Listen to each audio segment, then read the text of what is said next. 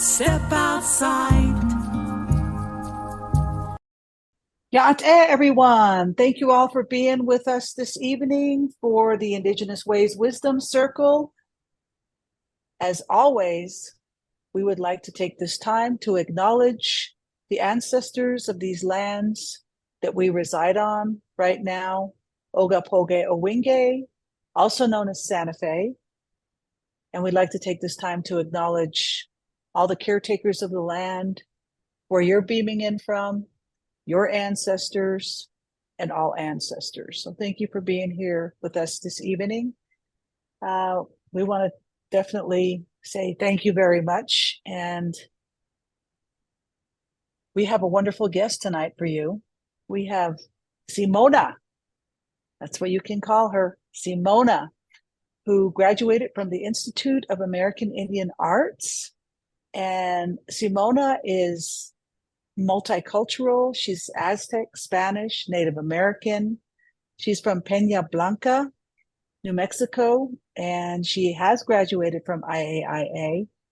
And she's also done a lot of art, including numerous murals throughout Santa Fe and Albuquerque, and is an accomplished musician at a very young age. Simona's aspirations are to transfer to the Barcelona School of Arts in Spain. She says that several years ago, her family traveled through Europe and she fell in love with all that the overseas has to offer. So we're going to have a wonderful evening with Simona, and let's give it up for Simona. One moment. Woohoo! Thank you. Thank you so much. I appreciate this. Many blessings. I'm so grateful and honored to be here with all of you here today. Thank you very much. And we would like to get started with a short clip that you've graced us with.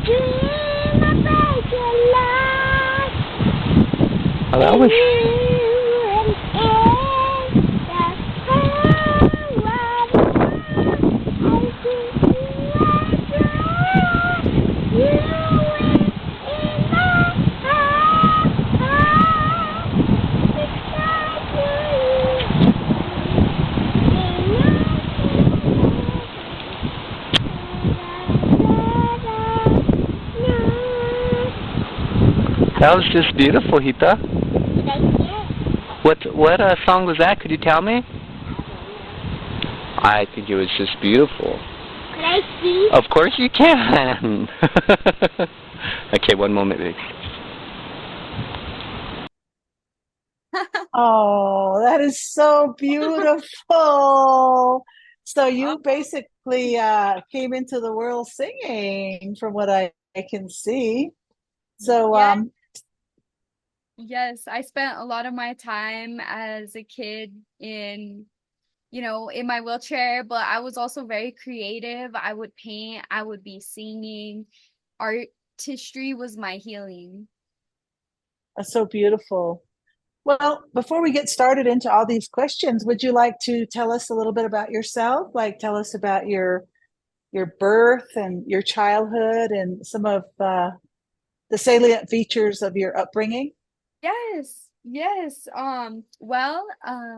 Mi nombre es Simona Rael, and I am son de Peña Blanca, Nuevo Mexico, y Santa Fe. I grew up in Peña Blanca, New Mexico, next to my grandparents.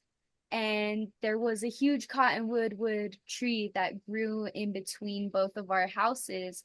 So we were very connected with our families, and We would spend time with my grandfather painting and my grandmother singing. It was embedded in our daily traditions and lifestyle to be artists from a young age too. So, and I went through a lot as a little girl being casted from the waist down. So I wasn't able to run and play like the other kids. I would be sitting there, I'd be painting, I'd be drawing, I'd have my characters, and then I'd be singing with my father's guitar or just singing by myself in the garden. And that itself was transformative to who I am now and what I create now as an artist. That's wonderful. So you grew, so where you say you were raised, is that like outside of Santa Fe or? Yes, I was raised in Pane Blanca, which is in between Cochiti and Santo Domingo Pueblo, and right next to the Rio Grande.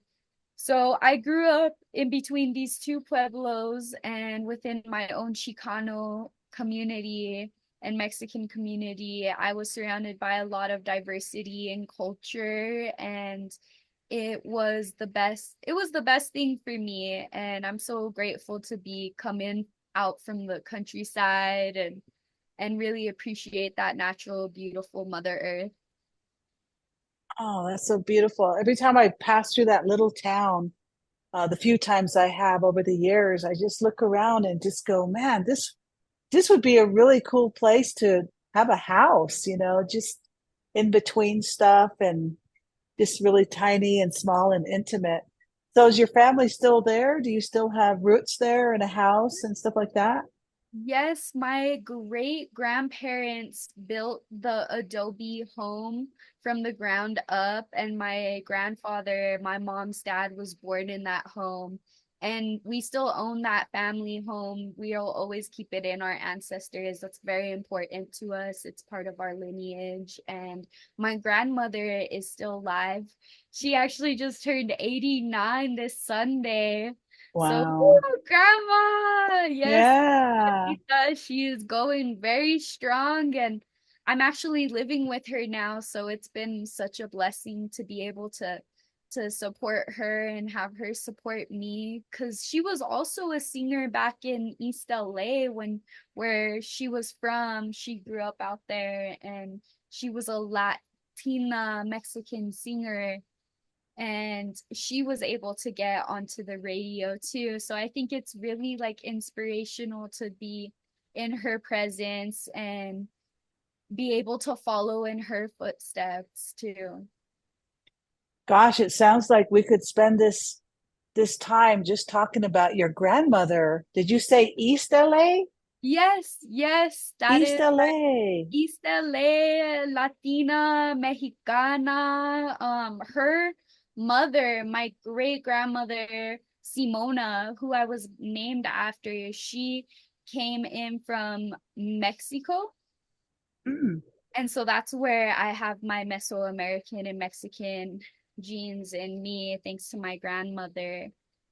And that's why I support the East LA Chicanos, man, out here in Nuevo Mexico too. It's part of our culture, and I love it so much because it's so family oriented, and it's just totally down to earth within our community. And it's been so transformative to be able to see how I can grasp onto my culture within my community here in New Mexico, and how it just intertwines in our art and the performance art. It's just been so much fun. I've really enjoyed working with our community here. So how do you identify?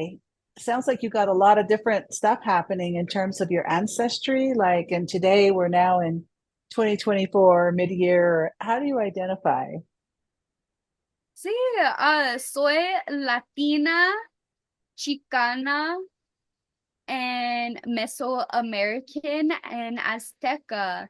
So I have roots that are Mesoamerican, Mexican American, Latina, and Mestizo, mixed with the Latin heritage. And then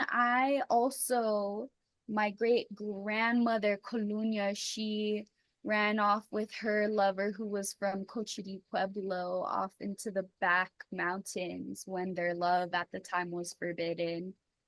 So I Wow. have I'm very broad range of identities, I guess you could say, that I like to represent within my work.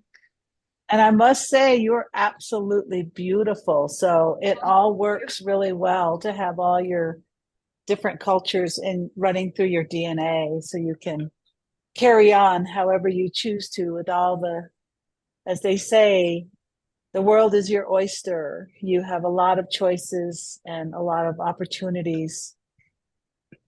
So, what got you to go to the Institute of American Indian Arts, IAIA? Yes, my mother, she really promoted me to go to get my bachelor's degree. Without my mom, I think that she was my main motivator for that. I have always been an artist. Before in high school, I went to New Mexico School for the Arts, and that was totally it was fun. It was like an art high school, you know, surrounded by artists, and it really just put my first steps into being an artist and going full force into my career. So to me, really art school was the only way that I was gonna put myself in any educational institutional society, I guess you could say. But I loved the fact that IAIA was close to home. It was a small school, and I was able to really focus and dive deeper into my creativity and what I wanted to do. And really, IAIA supported me in my dreams and allowed me to bring my manifestations of what you dream in your head, what you see, and make it and turn it into life. So I'm really thankful for that because I got to produce the show, which was a theatrical fashion show that featured live music, dance choreography, and modeling. And I know to a lot of people that's like, whoa, that's a lot going on right there. But really, once you see, like, when you see it all brought together, it's so beautiful. It's everyone's just shining and their confidence is glowing, and it's a completely other experience. I don't know what to say. I'm amazed. I'm absolutely spellbound by you. I remember when you first went to IAIA and to see you and other students blossom in those years you get to be there and try all these different genres and give a try at everything that they have available in 2D and 3D and creative writing and now performing arts, which is fairly new to IAIA, the performing arts part. So, to get a little bit more specific, how did you get involved with art? Like, did you have some role models? I know you Yes, said your grandfather was a painter. yes, I definitely grew up around role models. I completely believe that once we're born, I think young children are artists. I think everyone's an artist at one point in their life when they come into this world. But my family really, really just focused in on that for me and supported me and guided me that route too, because my grandfather, he was a painter, so I would sit outside with him and paint beautiful paintings with him. And I it was just such an experience to be able to do that with my cousins and have him guide us and lead us down the Rio Grande and then go live painting out there and the mesas. It was beautiful, and Mother Nature was our inspiration in Peña Blanca. And then my grandmother, she was a singer from East LA, so she'd always be singing, and she would sing to me and my cousins as she would braid our hair. She would be singing that. And I feel like as she sang, like it went into my braids and it just intertwined itself into who I am now, what I do. And my dad's family, my grandmother, his mom is a painter as well. She's an impressionist artist and she has her own gallery on Canyon Road. As Wow. for as for her son, my uncle Rob, he just won the 100th year poster contest for Zozobra. So he's Wow. also a painter, and I know kudos to him. And my father, he would play guitar. He was in bands when I was little all the time. I just remember my dad playing in a lot of reggae bands and um also just like salsa bands and stuff like that too. So I grew up singing along his side as well. And we have our own little YouTube videos of me as a little girl singing, if anyone ever Oh, listened to those. that is But too cool. they're cute. I appreciate them. I think it's better as I'm older now, I embrace those older YouTube videos rather than when I was younger, I'd be like, "Oh no, we can't show anybody," you know? Of course. Of Yeah. course. Yeah, that's so I guess you just answered my other question. How did you get involved with music? So did you start when you yourself started your musical sojourn? Did you start doing cover tunes like some traditional mariachis or from your different cultures, or did you do reggae or rock and roll or cover tunes? I mean, what genre did you get into? And then after that, how did you start writing your own music? Oh, I love this question. So, as a little girl, I used to me and my cousins would pretend to put on concerts in my grandmother's living room and her sunroom. So we would put on concerts from our era because I'm a 2001's baby. So early 2000s, like Beyonce and Rihanna were coming out and we listened to a lot of Britney Spears and Selena Quintanilla. We'd all be on my grandmother's living room floor crying to the movie.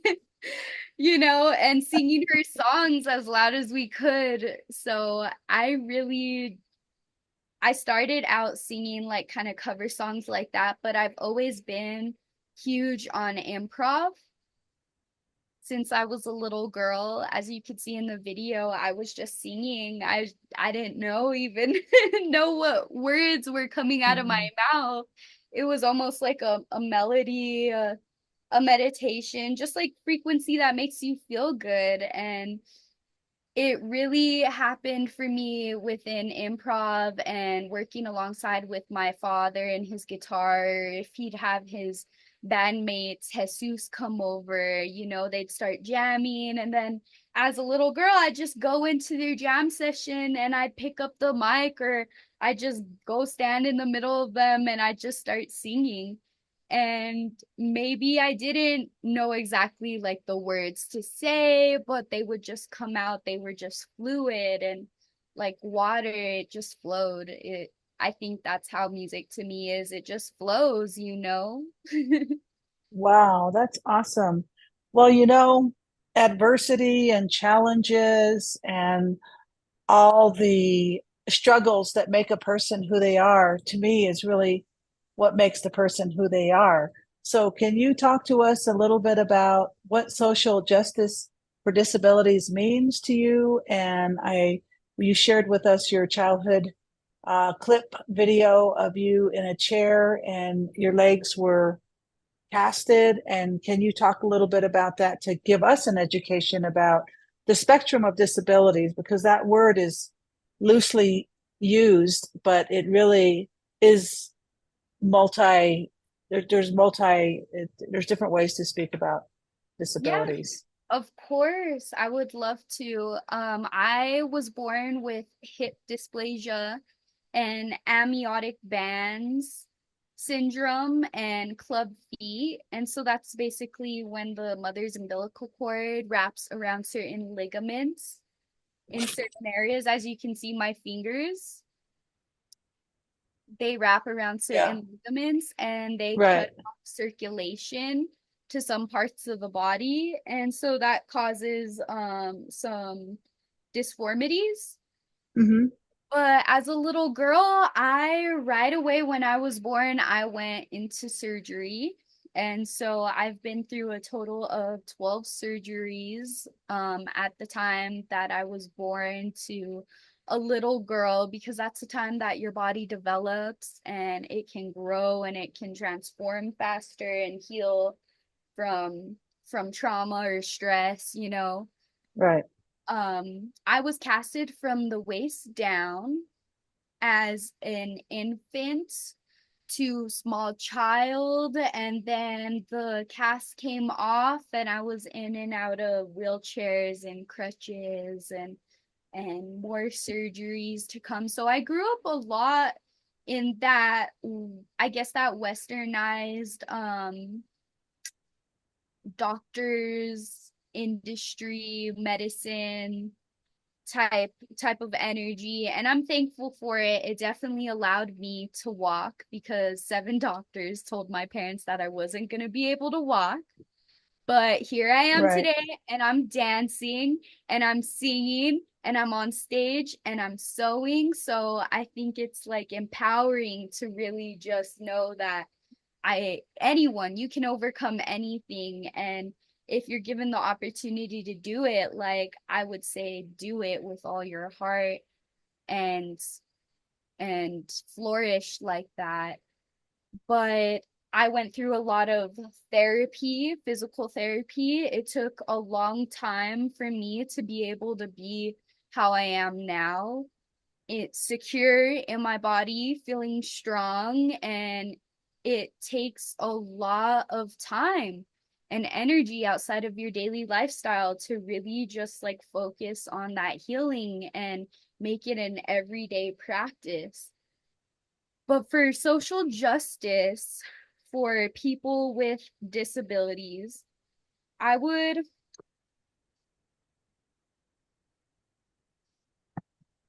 say that we could improve by like having ramps for artists who have disabilities who can't necessarily walk. I think like as a young artist, I'm expected to be strong. I'm expected to have the most energy, to have the most strength, the most like I can, oh, she can last, she'll be fine.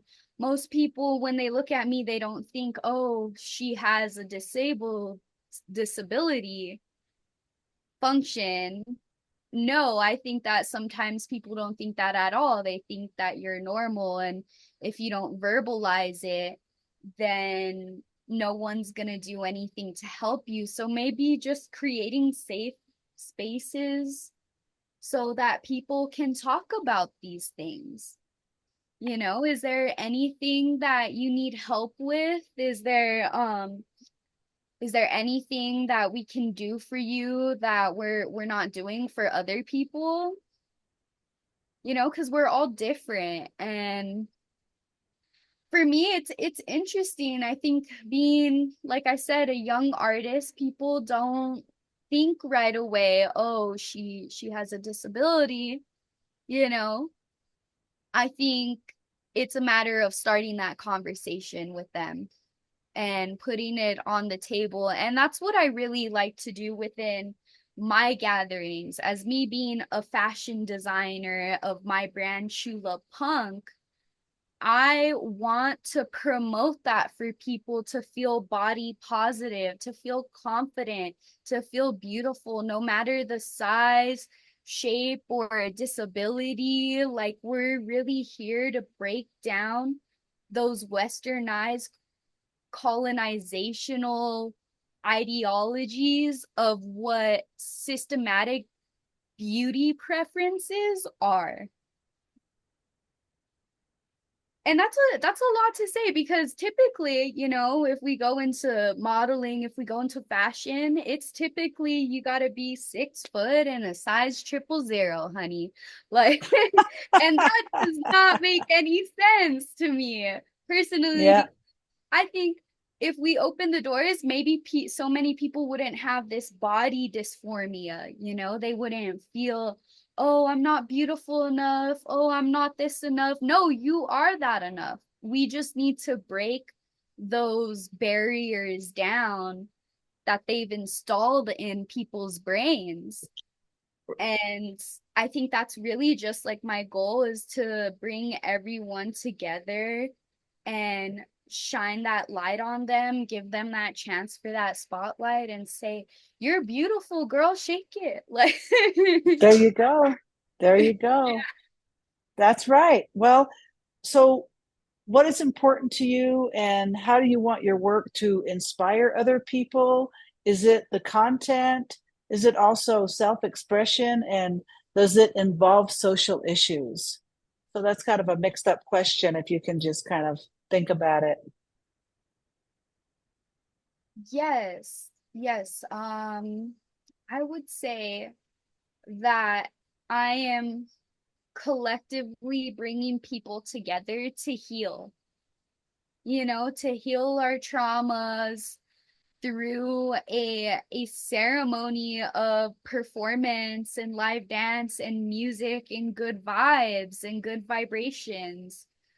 We deserve that. As indigenous people, as people of color, I think society drains us a lot of our spirit, you know, and we have to stay strong. We have to come together and uplift each other and not break each other down.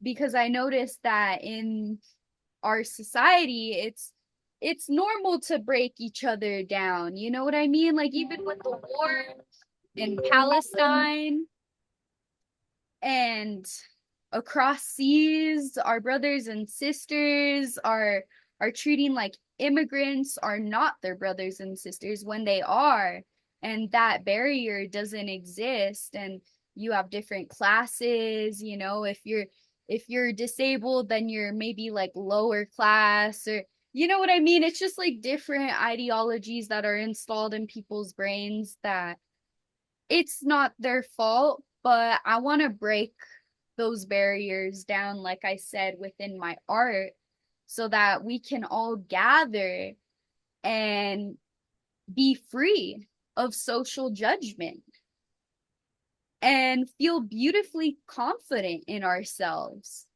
and be able to heal one another. I think that's really just what has been my mission as an artist, is to heal and use my artistry for healing others and myself. I'm really wishing that we had some slides of some of your artworks and some of your fashion designs, your clothing line, along with some of your paintings, because I have been privy to your work. And I just went, who did that? Simona. I'm like, no friggin' way. Because I just remember when you were first at the school, and then to see your painting in the gallery at IA, I was just like, whoa. I mean, you are a heck of a painter on top of a bunch of other stuff. So you got the music, you got the fashion design, you've got the painting, and a bunch of other stuff.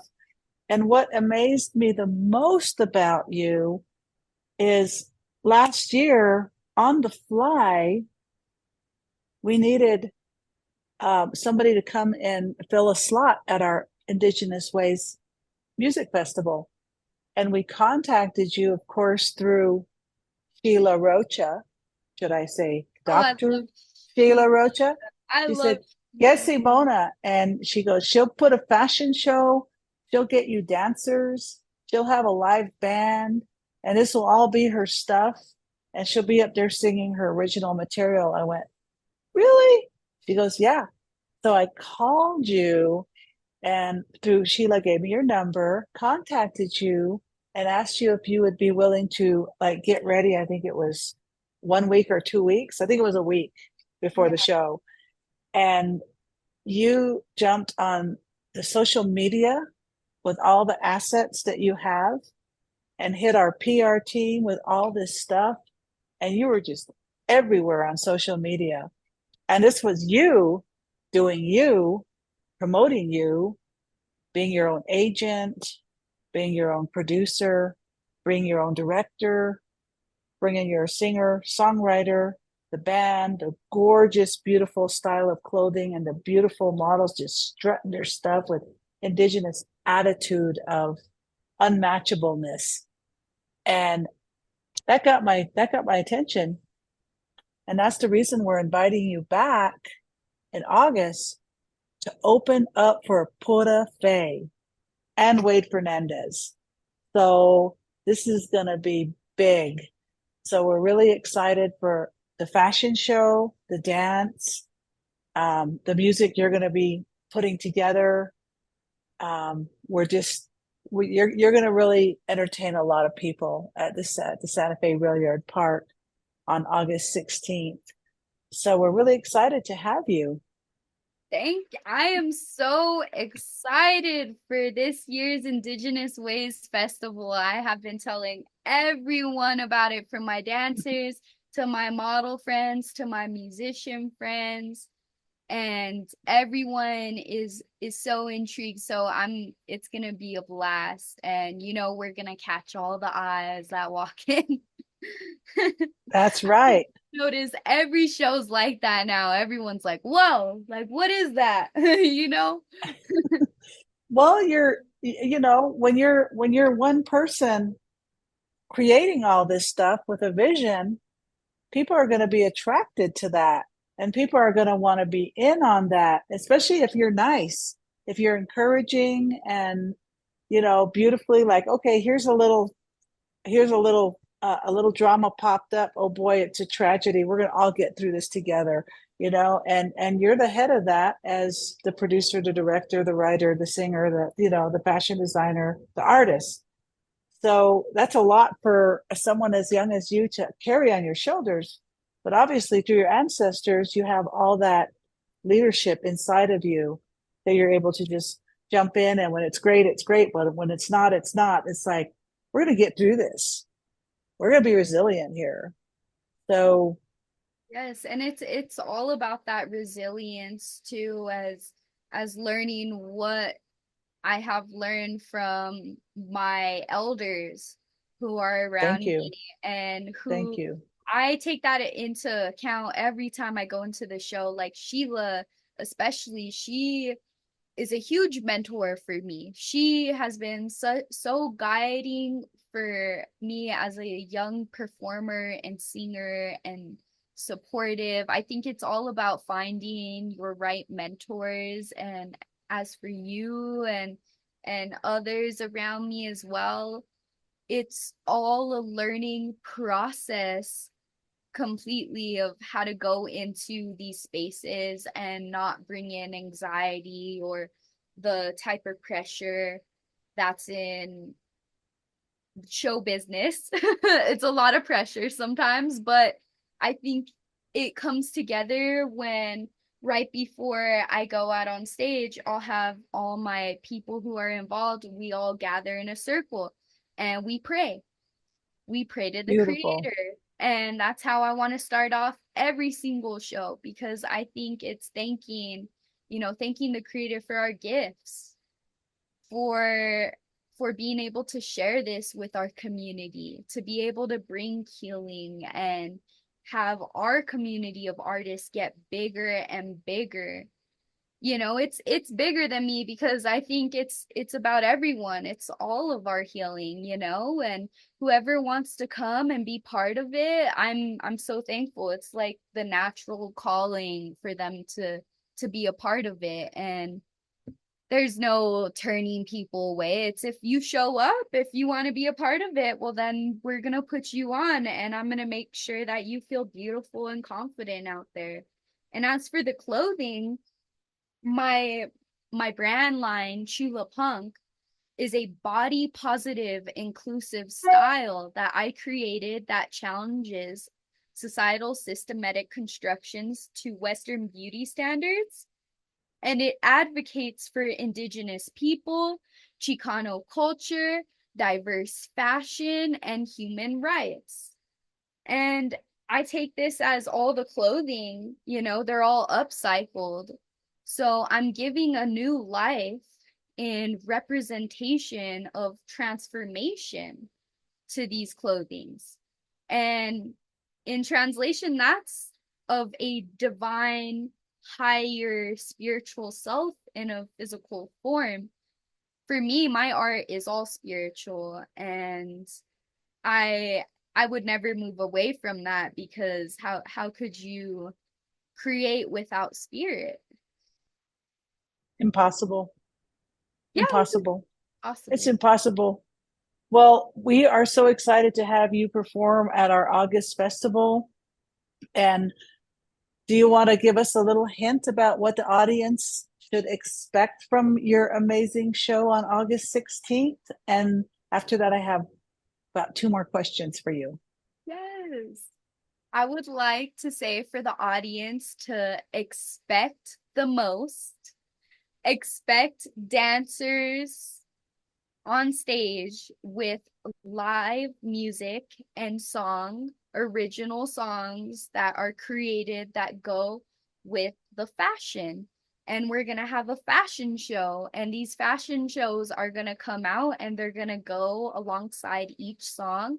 And then we're all going to come out and we're all going to dance together and we're going to heal together. And it's going to be a beautiful time during Indian market. And I'm so excited to be able to just gather with my community and my IAIA graduating class. Congratulations, we did it. And just kind of start off that whole career in that pathway, because when we're out there and we're performing, we're manifesting our dreams. People are powerful together. And you asked me what I wanted to be when I was a little girl. Well, this is what I want to be. I want to be an artist. I want to be a performer. I want to be a singer.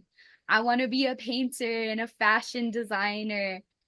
And as an artist, you have to be a businesswoman too. You have to be able to be a leader and do it all. Bring everyone together. Because it's not necessarily a career, it's a lifestyle. Talk to me about the business aspect of this. Did IAIA prepare you with portfolio and business marketing, and then tell me about your inventory?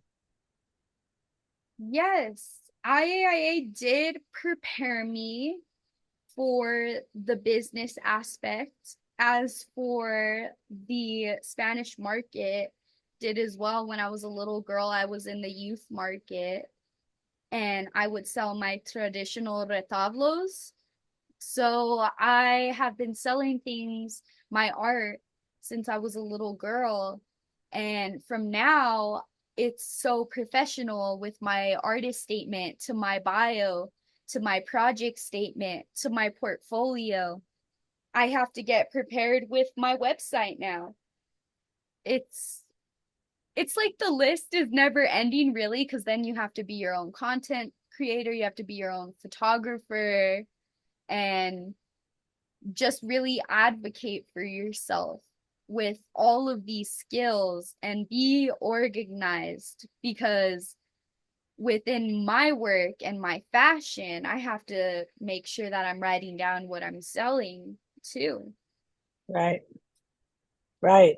Wow, that's quite a lot, and that's a lot to take on. And I hear from artists different perspectives and aspects about what it really takes to be an artist.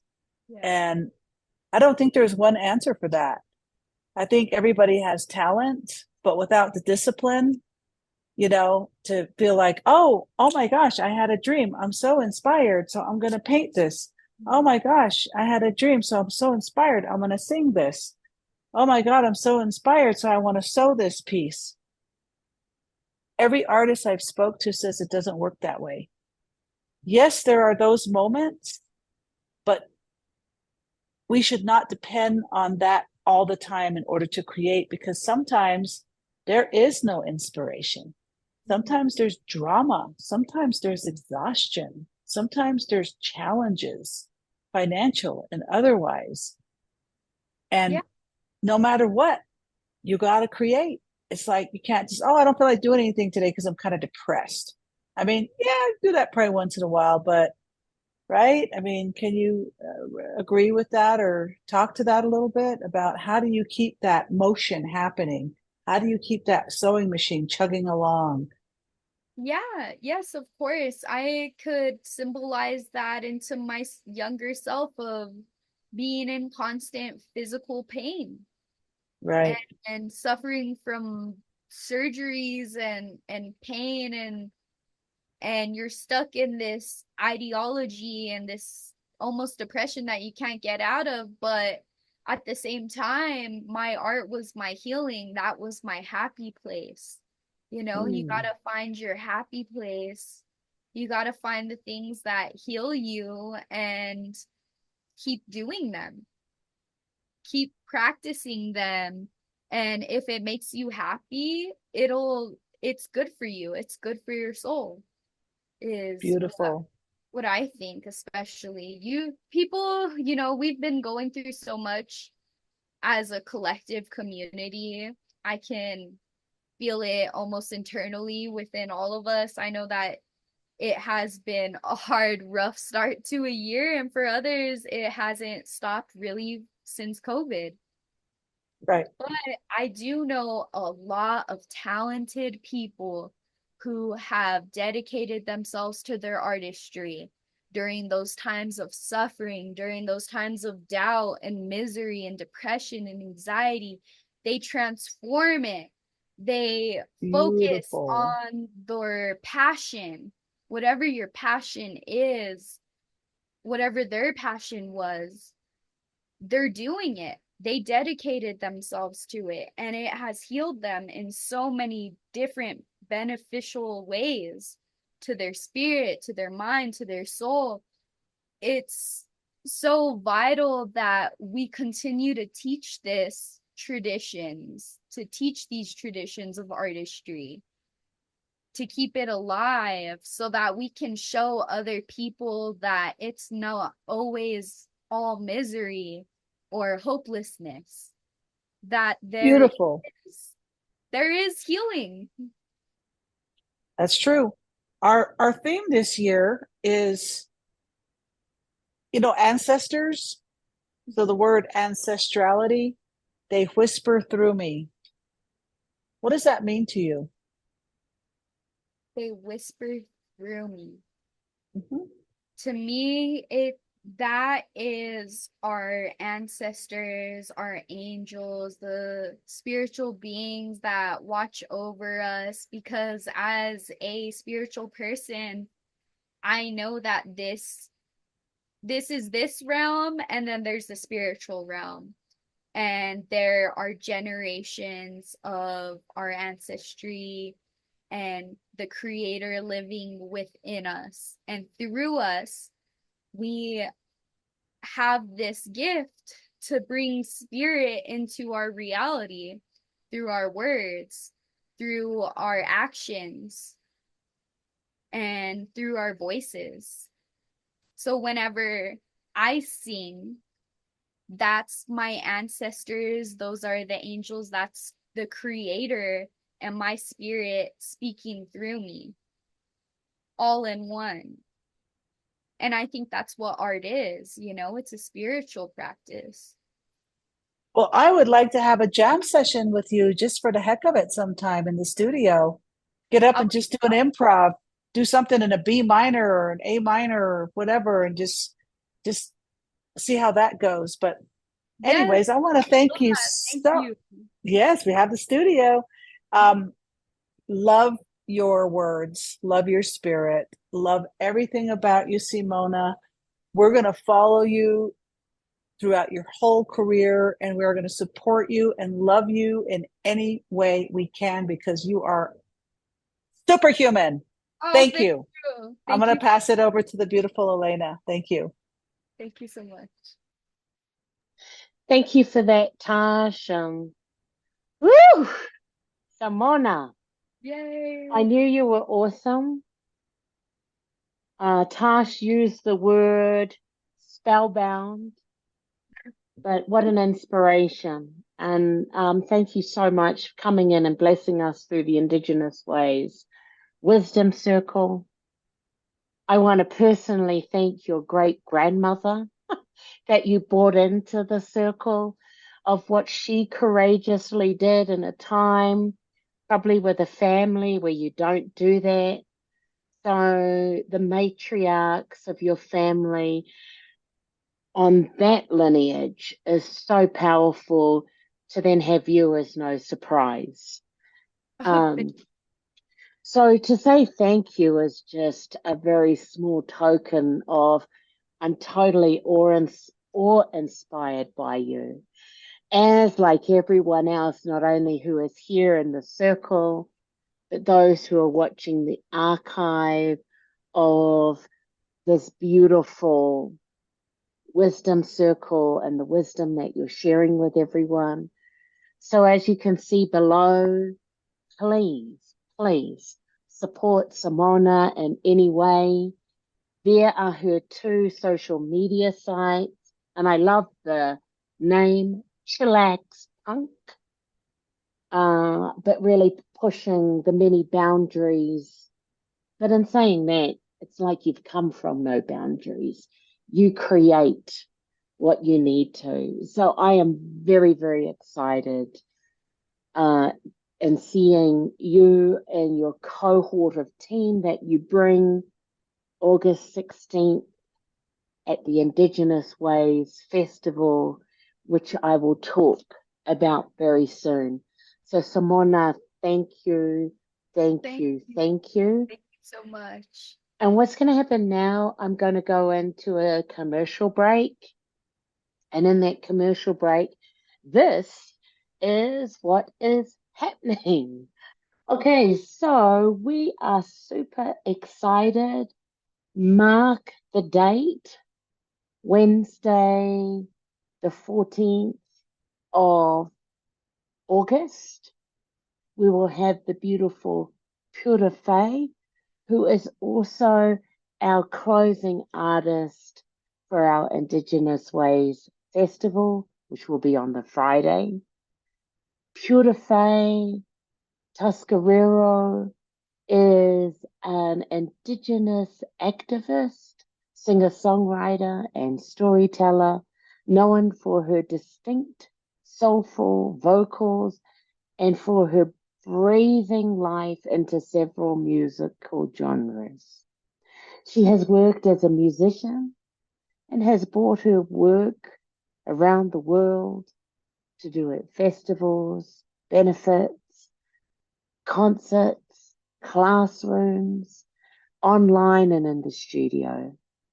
As a Native activist and cultural leader, she has done work to combat the erasure of Native culture, restore traditions, build community, fight corporate takeover of Native land, and give a voice to those facing social injustice. So you will note that we do the Wisdom Circle every 3rd Wednesday of each month. This is going to be different next month in August because it's the 2nd Wednesday. So please be there. It's going to be really exciting. And of course, Pura Fay is the co-founder of the wonderful women's a cappella group, Yulali. So we'll look forward to seeing you then. And if you loved Simona's presentation and want to share that in the next 48 hours, her video will be available at our website, IndigenousWays.org, in the virtual events. There we have over 200 presenters in our library video, which we have hosted since April 2020. Be sure to share it. that video with all of your peeps. While you're at our website, IndigenousWays.org, please subscribe to our newsletter. Below me, you'll see flashing all our social media pages. If you're on social media now, please like or subscribe and share that with your friends. That would be really helpful to us. All of our virtual events have ASL interpreters, and our beautiful ASL interpreter is the beautiful Raylan Skeets. All of our virtual events, Wisdom Circle festivals are free, giving access to all.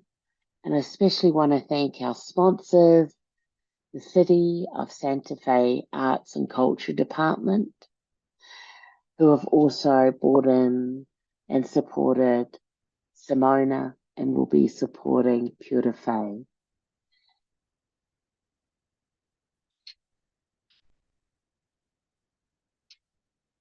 And then in 2 days' time, we're going to have our final Indigenous Ways Festival. So mark your calendars, Friday, August 16th, 5 to 9 Mountain Time. This will be at the Rail Yard Park by Santa Fe. We're very excited. If you are not able to attend in person because you're not here in New Mexico, Santa Fe, you can still register at our website because we also broadcast it live. So we'd love to see you in the park or in person. We have kicking off the season, and the finale closing is Pure Fe. We also have amazing artist Wade Fernandez from the Menominee Reservation, an extraordinary blues performer who will be coming in and opening. We have, as you know, the beautiful Simona. It's a free event. We have artisans, food vendors, lots of workshops that will be on, including Apala Mandala through South Asia will be on as a workshop, art workshops, circusry workshops, face painting, all for the family. So please come out and support our last festival because we'd love to see you. And then if you're able to donate, you can with our PayPal and our Venmo. You can go to our website to the donate page. Or if you're not into any of that, we have our snail mail at Indigenous Ways, P.O. Box 4073, Santa Fe, New Mexico, 87502. Anyway, on that beautiful note, thank you, Simona. Unfortunately, it's that time. I went a little bit too long in the commercial break. My apologies to the audiences that wanted to come in and speak to Simona. But in saying that, I want to thank each and every one of you for coming in live, those that are watching this recording, our interpreter, the beautiful Raylin. We'll look forward to seeing you this time, which is Wednesday, August 14th, for the beautiful Pure Fe. But let's please give it up for the amazing medicine this extraordinary woman we call Simona has given us up. Let's give it up for Simona.